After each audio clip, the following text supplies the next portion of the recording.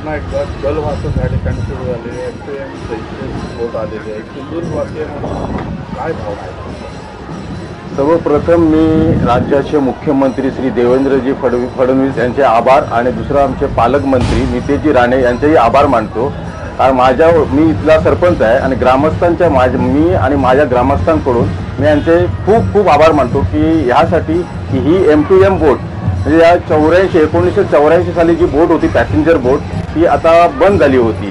म्हणजे 25 ते 30 वर्ष ही बोट बंद होती आणि ही बोट आज जी सुरू झाली आहे M2M बोट, त्यावेळची बोट फक्त पॅसेंजरची बोट होती. आज जी बोट आहे ही बोट गाड्या म्हणजे रोरो सर्व्हिस आहे. आपल्याकडे 50 ते 60 गाड्या हे इथून भाऊच्या धक्क्यापर्यंत विजयदुर्ग ते भाऊच्या धक्क्यापर्यंत जातील आणि याचा फायदा आपल्याला पूर्ण सिंधुदुर्ग जिल्हावासियांना याचा पूर्ण फायदा होईल. पर्यटकाच्या दृष्टीने तसं आपला जिल्हा पर्यटक जिल्हाच आहे, त्यामुळे आपला किल्ला इथे विजयदुर्गात आहे. किल्ल्याला नामांकन मिळालेलं आहे, युनेस्कोमध्ये याचं नामांकन झालेलं आहे आणि त्यामुळे येणाऱ्या पर्यटकांना सोयीचा असा प्रवास सोयीचा प्रवास असा होईल आणि ते जे जलप्रवास सोयीचा असल्यामुळे लोकांना 4 ते 4.5 किंवा 5 तासात आपल्याला विजयदुर्ग येथे आपल्याला येता येईल आणि स्वतः आपली गाडी घेऊन इथे विजयदुर्ग जेटीपर्यंत येता येईल आणि पूर्ण जिल्ह्याला याचा खूप मोठा फायदा होणार आहे. तुम्ही म्हणालात की पर्यटनाला चालना मिळेल, त्यासोबतच जगप्रसिद्ध देवगड हापूस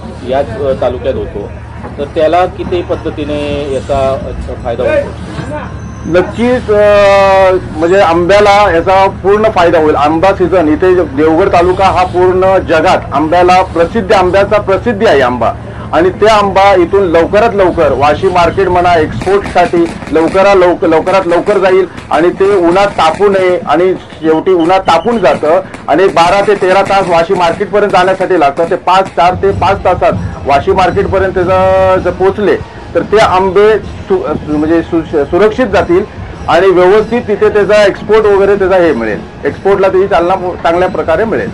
तुमचं नाव? माझं नाव रियाज काझी, विजयदुर्ग सरपंच. थँक्यू.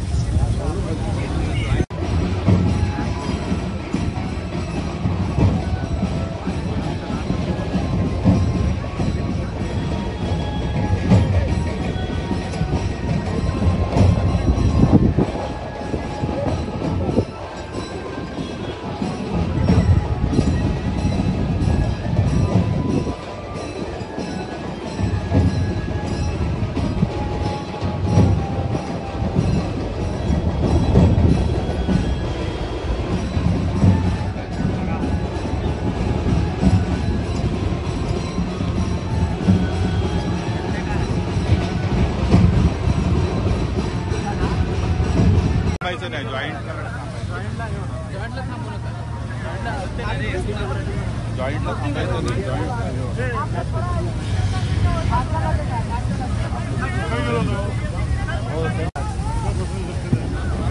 बसली तर तिकडेच बसणार.